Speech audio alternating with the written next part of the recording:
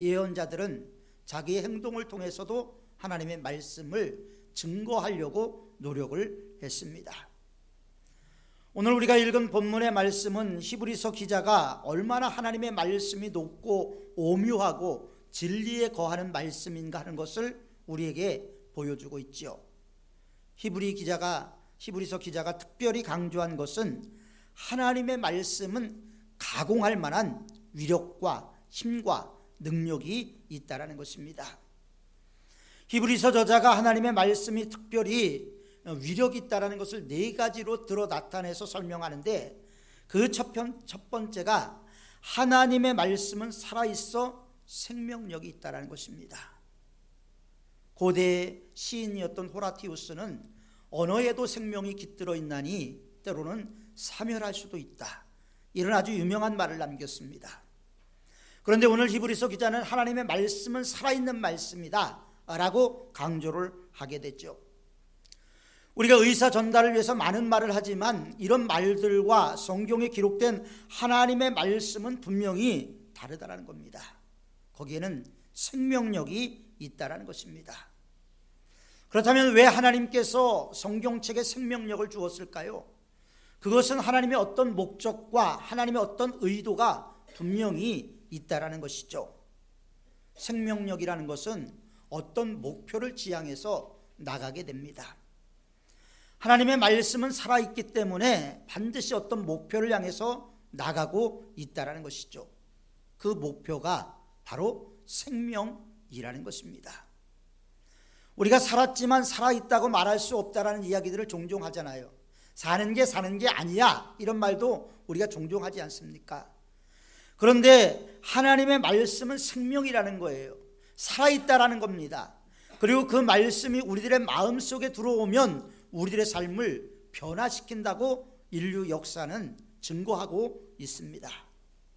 그러므로 하나님의 말씀은 모든 시대, 모든 사람들에게 아주 큰 이슈 중에 하나였습니다. 하나님의 말씀이 담겨진, 하나님의 말씀 속에 숨겨져 있는 하나님의 요구는 누구나 우리가 대면해야 될 말씀 중에 하나죠. 다시 말하면 도저히 하나님의 말씀은 지나칠 수 없는 말씀입니다. 왜냐하면 우리가 피하려고 해도 마지막 임종의 순간에는 하나님의 말씀을 피할 수가 없기 때문이에요.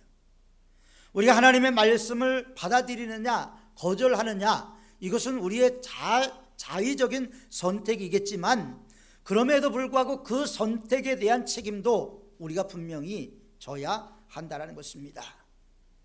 그러므로 하나님의 제안을 받아들이느냐 거절하느냐, 여기에서 생명력이 있느냐 생명력이 없느냐가 결정이 되게 되는 것이죠. 두 번째로 하나님의 말씀은 활력 또는 효력이 있다고 말씀을 하고 있습니다. 누구나 하나님의 말씀을 깊이 귀를 기울이면 그 말씀 속에 하나님이 친히 말씀하시는 것을 들을 수가 있다는 거예요. 그래서 하나님이 친히 말씀하신다라고 이야기할 수 있는 말씀이 우리에게 이루어져야 되는 겁니다. 우리가 성경을 읽지만 성경을 읽다 보면서 우리가 어느 한순간 어느 부분에서 우리 마음속에 찡하게 다가오는 부분도 있고요, 우리의 마음을 찌르는 부분도 있잖아요. 그것을 우리는 레마의 말씀이라고 얘기를 합니다. 하나님의 말씀은 모두가 하나님의 말씀이지만 특별히 나에게 주시는 말씀, 성경을 읽다가 어느 한순간에 그 말씀이 내 머릿속에서 떠나지 않고 내 마음속에 깊이 새겨지는 말씀을 우리는 레마의 말씀, 나에게 주시는 하나님의 말씀이라고 이야기를 하는 것이죠. 사실 종교개혁이 왜 일어났냐면요, 하나님의 말씀을 하나님의 말씀 되게 하기 위해서 일어난 운동이 종교개혁이었습니다. 당시에 모든 성경은 신부들만 읽을 수 있었죠. 일반인들이 성경을 읽는 것은 당시에 불법이었습니다. 그렇기 때문에 잘하고 있는지 잘못하고 있는지 구분을 할 수가 없었던 거예요. 그런데 마틴 루터가 보니까 성경대로 안 가고 있는 거예요. 교회가 성경대로 가야 되고 말씀의 기초 위에 세워져야 되는데 당시의 상황이 그렇지 않았다라는 거예요. 루터는 그것을 말씀으로 돌아가자, 하나님의 말씀으로 우리가 다시 한번 되살아나자, 이런 의미에서 독일 성문교회의 95개 조항의 반박문을 내세우게 됐죠. 종교개혁을 하려고 하는 의도는 아니었습니다. 개혁을 하고자 했던 것이죠.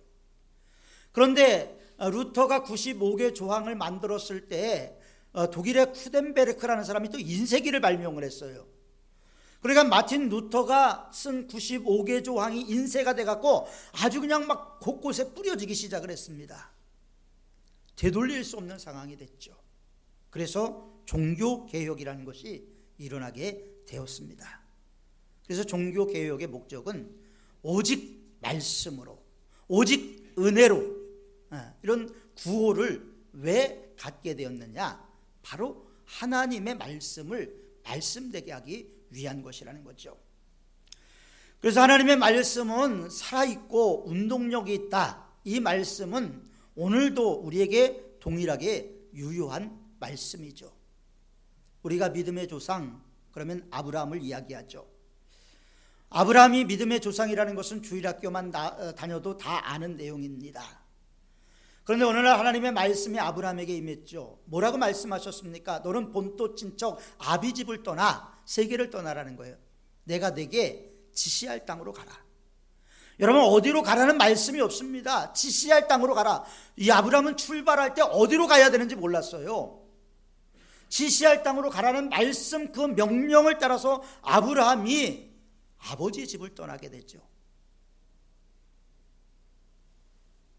갈대아 우르에서 하란을 걸쳐서 가나안 땅으로 들어오게 됩니다. 그런데 그는 본토를 떠났습니다. 아버지 집을 떠났어요. 근데 친척을 떠나지 못했어요. 본토 친척 아비집을 떠나야 되는데 친척이 함께 있는 거예요. 누구냐면 롯이 함께 있었단 말이죠. 하나님이 역사하지 않았어요. 롯과 결별하고 나서야 하나님이 아브라함의 삶에 직접적으로 개입하는 모습을 우리는 성경을 통해서 볼 수가 있어요. 왜 하나님께서 롯이 함께 했을 때 아브라함에게 역사하지 않았을까? 우리 역시도 마찬가지라는 거예요. 우리가 버릴 것 버리고 하나님 바라볼 것 바라보고 의지할 것 의지하지 않으면 하나님을 믿는다고 여전히 우리가 믿고 있지만 그럼에도 불구하고 하나님의 음성을 듣지 못하는 경우들이 있게 됐죠. 아브라함이 본토 친척 아비집을 떠나라고 그랬을 때 얼마나 부담감이 됐겠습니까? 어딘지도 모르는 곳을 향해서 가야 되는 아브라함의 마음속에는 두려움이 있었을 거예요. 염려가 있었을 것입니다. 근심이 있었을 것입니다. 그렇지만 아브라함은 하나님을 신뢰하는 가정을 그가 떠남으로 인해서 배우기 시작을 했다는 거예요. 아브라함은 결국 하란을 떠나서 갈대아 우르까지 가는 과정을 통해서 하나님을 더욱더 신뢰하고 하나님이 나와 함께 하시는 하나님이라는 것을 배워가기 시작을 했다는 거예요. 두려움 속에서 하나님을 아브라함은 깊이 만날 수 있는 기회가 되었다는 것이죠. 우리의 삶의 여정에서 어려움이 있을 때가 있습니다. 사업이 실패할 때가 있어요. 건강을 해칠 때가 있습니다. 그러나 그 모든 과정 속에서 우리는 하나님을 더 깊이 만날 수 있는 그 기회라는 것을 우리는 분명히 알아야 하는 것이죠. 그렇기 때문에 하나님의 말씀으로 돌아가는 것이 우리에게는 무엇보다 중요하다는 겁니다. 세 번째로 하나님의 말씀은 좌우의 날선 검보다 예리하여 홍과 연과 간절과 골수를 찔러 쪼개는 말씀이라고 말하고 있습니다. 하나님의 말씀이 우리들의 마음속에 들어와서 우리들의 마음속에 뿌리내리기 시작하면 좌우의 날선 검처럼 우리의 마음을 수술하기도 하고 치유하기도 하고 여러 가지 작용들을 하게 됩니다. 좌우에 날이 서 있다는 것은 어떤 것도 끊어버릴 수가 있고 어떤 것도 다 수순해낼 수가 있다는 것을 말하는 것이죠. 단절과 분리 그리고 보존할 것을 보존해주는 그런 역할을 한다는 것입니다. 언젠가 영화를 봤습니다. 영화를 전쟁 영화였는데 전쟁 영화에서 총상을 입은 사람들의 다리를 절단하는 모습을 봤습니다. 그런 모습을 보면서 썩어질 부분, 더 인체에 해로운 부분들을 잘라내는 모습을 보면서 끔찍한 모습이었지만 그래야지 생명이 유지될 수밖에 없는 그런 사람들을 영하지만 본 적이 있어요. 히브리서 기자는 하나님의 말씀은 혼과 영을 찔러 쪼갠다고 말씀하고 있습니다. 혼과 영이라는 것은 무엇을 얘기하는 것입니까? 우리의 육적인 삶, 우리의 영적인 삶을 다 포함해서 하나님이 모든 것을 수술해낼 수 있다는 거예요. 고쳐낼 수 있다는 거예요. 하나님이 우리에게 베풀어 주시는 그 축복의 자리로 나아갈 수 있도록 우리를 새롭게 만들어 주실 수 있다는 것입니다. 하나님의 말씀은 우리의 본능과 우리의 열정, 그리고 우리 마음속에 있는 죄를 세세히 검색해내죠. 그 깊은 의도까지 우리 안에 숨겨져 있는 그런 아픔까지도 다 아십니다. 그렇기 때문에 우리 하나님은 치료하시는 하나님이라고 얘기를 하죠. 여호와 라파의 하나님이라고 이야기를 합니다. 어떤 사람이 사업에 실패했어요. 인간적으로 앞길이 캄캄합니다. 절망입니다. 가족들을 볼 면목이 없어요.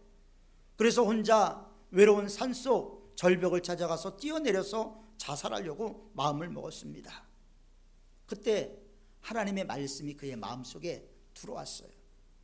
사업의 실패가 인생의 실패가 아니다라는 것을 그는 하나님의 말씀을 통해서 깨닫게 됐어요.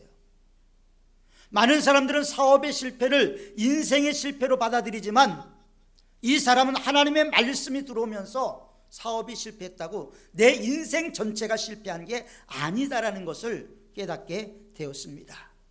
그리고 그는 미래를 바라보면서 하나님의 말씀으로 다시 의지해서 일어날 수 있는 힘을 얻게 되었습니다. 우리들의 마음속에는 늘 어두운 사념들이 있습니다. 욕망들이 있어요. 충동들이 있습니다. 이게 다 암세포같이 우리들의 마음속에 뿌리를 내리고 있지요.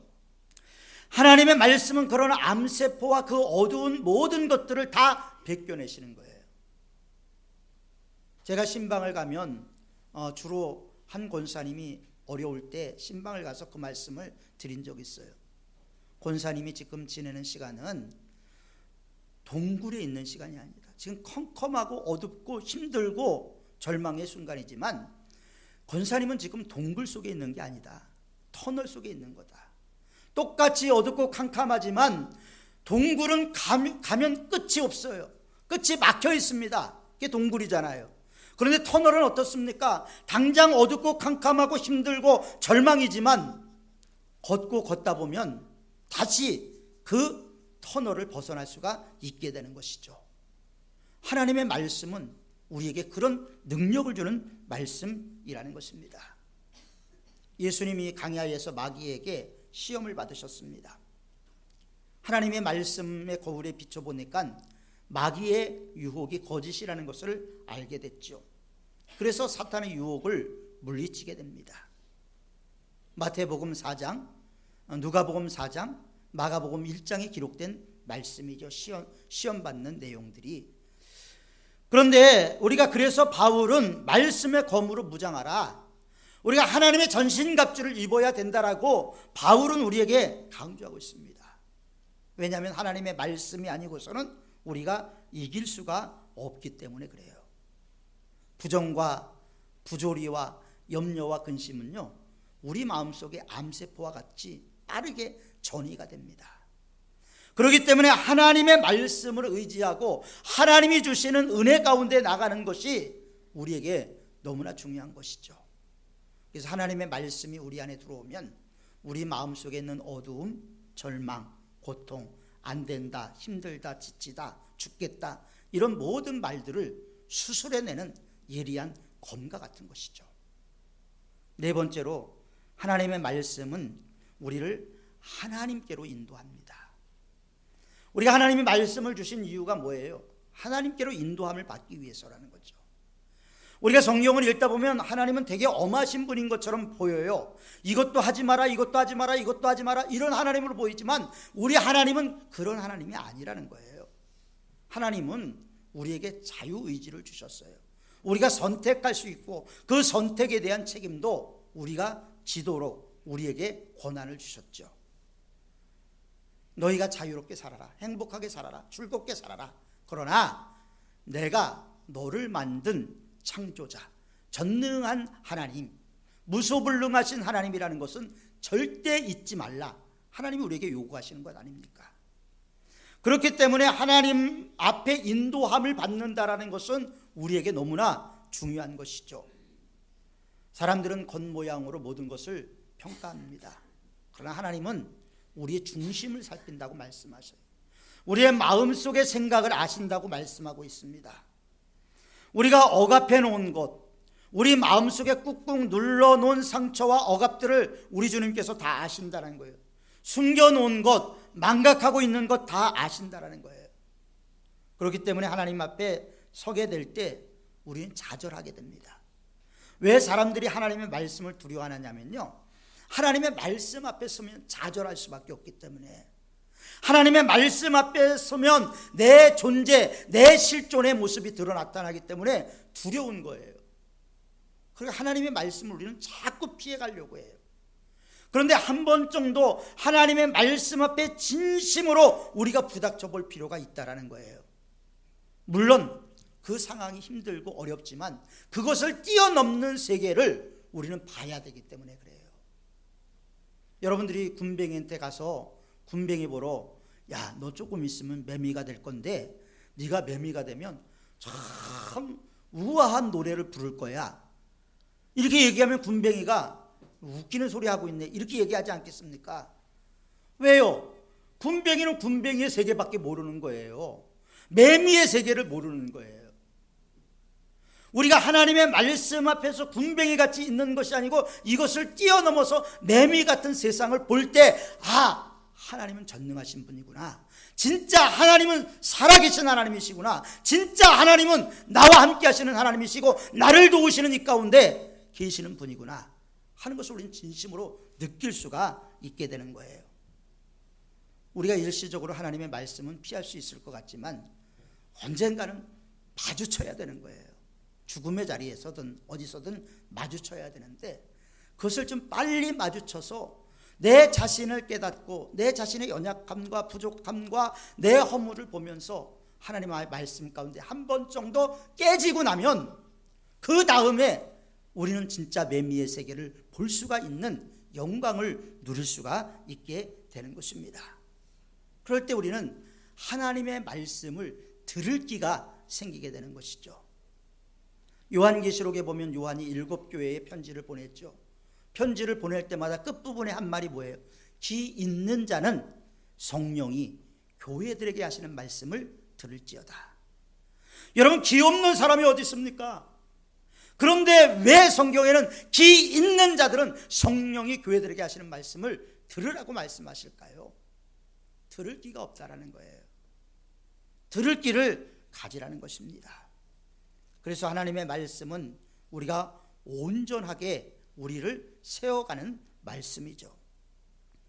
유명한 칼 바르트라는 신학자가 그의 교의교회학이라는 책 1권에서 하나님의 말씀을 3가지로 분석을 했습니다. 기록된 말씀인 성경, 선포된 말씀인 설교, 그 다음에 보이는 말씀인 성찬, 이 3가지를 가리켜서 바르트라는 신학자는 하나님의 말씀이라고 이야기를 했습니다. 우리가 읽는 성경은 기록된 말씀이죠.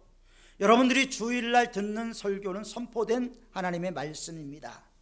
그리고 우리가 성찬을 할 때마다 성찬이 왜 귀한가, 왜 하나님의 임재를 우리가 기도하고 성찬에 임하는가, 그것은 육신이 되어 오신 예수님을 우리가 대면하는 것이기 때문에 그렇습니다. 육신이 되어서 이 세상에 오셔서 우리를 위해서 모든 것을 내어주신 주님을 우리가 대면하는 시간, 그리고 그 주님의 살을 먹고 피를 마심으로 우리가 주님과 하나 되는 그런 의미를 가지고 있기 때문입니다. 그래서 우리는 이 사실 하나만 깨달아도 우리가 큰 진리를 터득하는 거예요. 미국의 어느 선교사가 이제 아프리카로 선교 활동을 갔습니다. 선교 활동을 갔다가 식인종에게 붙잡혔어요. 식인종에게 붙잡혀서 추장에게 끌려갔는데 추장 옆에 보니까 성경책이 놓여 있는 것을 봤습니다. 이제 살았구나. 이런 마음을 갖고 추장한테 당신은 예수님을 믿느냐? 그랬더니 믿는다. 그럼 당신이 예수님을 믿고 나서 변한 게 뭐냐? 질문을 했답니다. 그랬더니 추장이 하는 말이 예수님을 믿기 전에는 사람을 잡아서 그냥 먹었는데 예수님 믿고 나가서는 식사 기도를 하고 먹는다. 여러분, 이게 하나님의 말씀을 우리가 이렇게 받아들일 수 있다는 것을 우리는 알아야 된다는 거예요. 우리가 이게 얼마나 모순된 신앙생활입니까? 우리가 이런 모순된 신앙생활이 아니라 진짜 하나님의 뜻 안에서 하나님의 뜻대로 할 때 왜 하나님께서 우리에게 복을 안 주시겠어요? 우리가 찬송가를 딱 피면 1장에 뭐가 나옵니까? 만복 근원 주 하나님. 만 가지 복의 근원이 누구라고 얘기해요? 하나님이라는 거예요. 하나님의 마음을 추수철에 얼음 냉수와 같이 시원하게 만들어 드리면 하나님께서 무엇을 안 주겠느냐? 우리가 이런 믿음 가져야 되지 않겠습니까? 사랑하는 성도 여러분, 하나님의 말씀은 이 세상에 많은 말들이 있지만 그 말들과는 분명히 다릅니다. 하나님의 말씀은 살아있고 활력이 있어 좌우의 어떤 날성검보다 예리하여 우리의 혼과 영과 관절과 골수를 찔러 쪼개는 그런 말씀이라는 거예요. 우리는 이 하나님의 말씀을 절대로 신뢰해야 됩니다. 그리고 이 말씀에 전적으로 순종해야 합니다. 하나님의 말씀을 몰라서 하나님의 말씀을 반대하는 일이 우리에겐 없어야 되겠죠. 씨앗이 땅에 심겨졌을 때 그것이 썩어야지, 죽어야지 거기서 싹이 나오죠. 한 알의 밀이 땅에 떨어져 죽지 않으면 한 알 그대로 있습니다. 죽어야 싹이 나오고 싹이 나야 열매를 맺고 그 열매가 하나님의 은혜 가운데 있을 때 30배, 60배 혹은 100배의 결실이라고 말씀을 하고 있습니다. 하나님의 말씀은 우리에게 생명의 길과 사망의 길을 알려줍니다. 우리가 우리 교회 표, 우리 교단의 표가 말씀으로 새로워지는 교회입니다.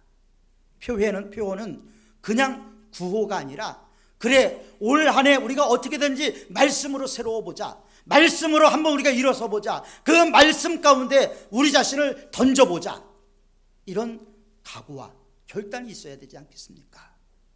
하나님은 여러분들을 사랑하십니다. 그러나 여러분들이 하나님을 더 잘 알고 그 하나님의 뜻을 기억할 때 더 큰 은혜와 사랑을 베풀어 주시는 하나님이라는 것을 기억하면서 올 한 해 말씀으로 새로워지고 말씀으로 승리하고 말씀으로 축복받는 저와 여러분들이 되시기를 주님의 이름으로 축원합니다. 기도하겠습니다.